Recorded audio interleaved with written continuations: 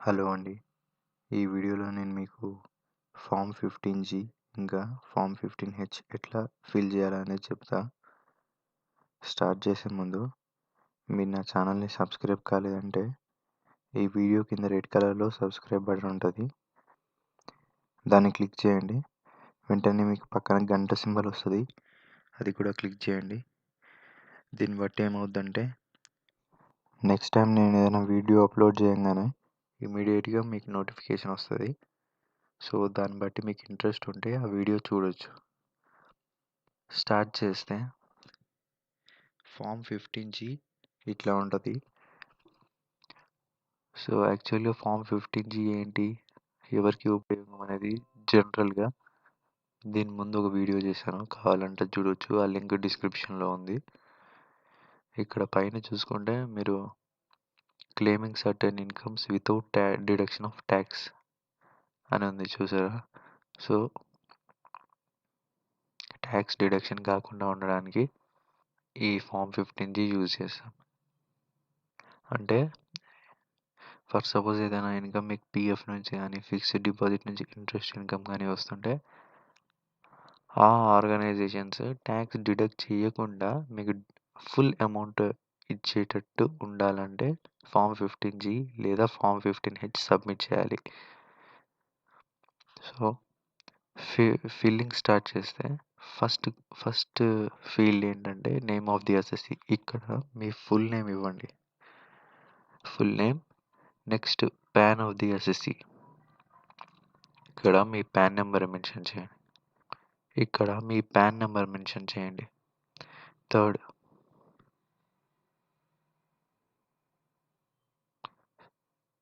Status.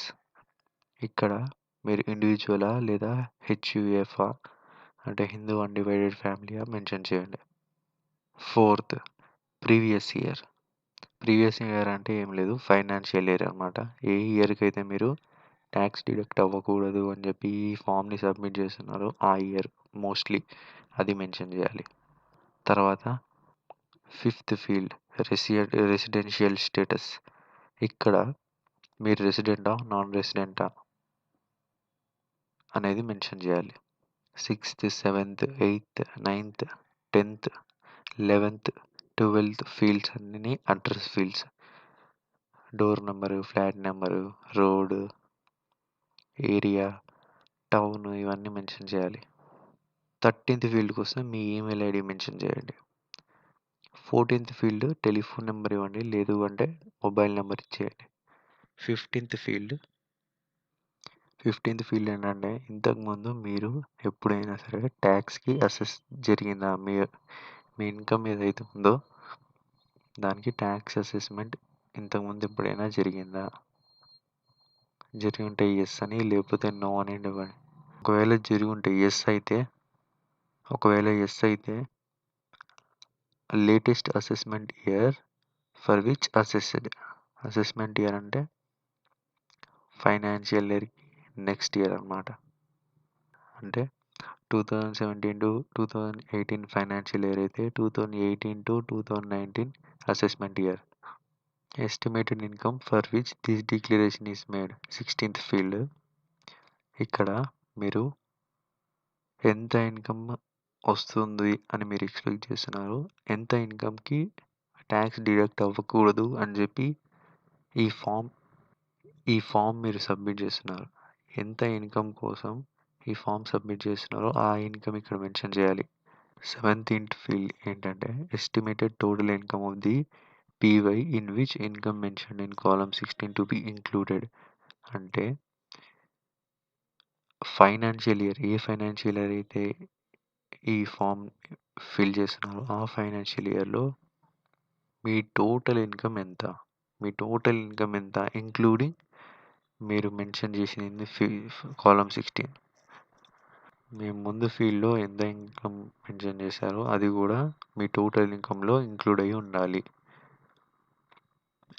మీ total income plus మీ total income దాంట్లో ఈ 16th ఫీల్డ్లో ఉన్న ఇన్కమ్ కూడా మీ టోటల్ ఇన్కమ్ దాంట్లో ఈ 16th ఫీల్డ్లో మెన్షన్ చేసిన ఇన్కమ్ కూడా ఇంక్లూడ్ అయ్యి ఉండేది. ఆ ఇన్కమ్ మెన్షన్ చేయాలి 17th ఫీల్డ్లో. Next 18th, details of form number 15G other than this form filed during the previous year if any. అంటే ఈ ఫామ్ 15G కాకుండా ఇంకేదైనా ఫామ్ 15G వేరే ఏదైనా ఆర్గనైజేషన్కి మీరు దీనికి ముందు ఫిల్ చేసి ఉంటే ఎస్ అని, లేకపోతే నో అని చేయండి. ఒకవేళ ఎస్ అయితే total number of form 15G filed, అటువంటి ఫామ్ 15Gs ఎన్ని ఫిల్ చేశారు అది కూడా ఈ ఫైనాన్షియల్ ఇయర్లో. నెక్స్ట్ ఏంటంటే aggregate amount of income for which form 15G filed. అదే ఎన్ని ఫామ్ 15Gs ఫిల్ చేశారు, ఆ ఫామ్ 15Gs ఎన్నైతే మీరు ఫైల్ చేశారో ఆ ఫైల్ చేసిన ఫామ్ 15Gs టోటల్గా ఎన్ని ఇన్కమ్ కోసం, ఎంత ఇన్కమ్ కోసం అదంతా టోటల్ చేసి ఆ టోటల్ని ఇక్కడ మెన్షన్ చేయాలి. 19th field, details of income for which the declaration is filed. మీరు ఏదైతే ఇన్కమ్ కోసం ఈ ఫామ్ని ఫిల్ చేస్తున్నారో ఆ ఇన్కమ్ యొక్క డీటెయిల్స్ని కింద మెన్షన్ చేయాలి. సీరియల్ నెంబర్ ఎన్ని ఉంటాయి దాన్ని బట్టి అంత సీరియల్ నెంబర్ వస్తుంది. Identification number of relevant investment are account etcetera. ఒకవేళ మీరు పిఎఫ్ ఇన్కమ్ కోసం అయితే పిఎఫ్ నెంబర్ మెన్షన్ చేయండి.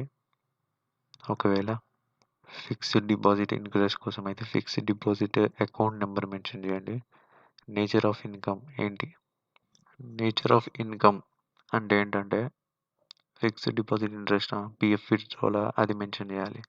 Section under which tax is deductible ఇది మీరు తెలుసుకోవాల్సి ఉంటుంది. ఒకవేళ పిఎఫ్ అయితే 192A అనేది ఉంటుంది, ఎఫ్డి అంటే ఇంకో ఏదో సెక్షన్ ఉంటుంది.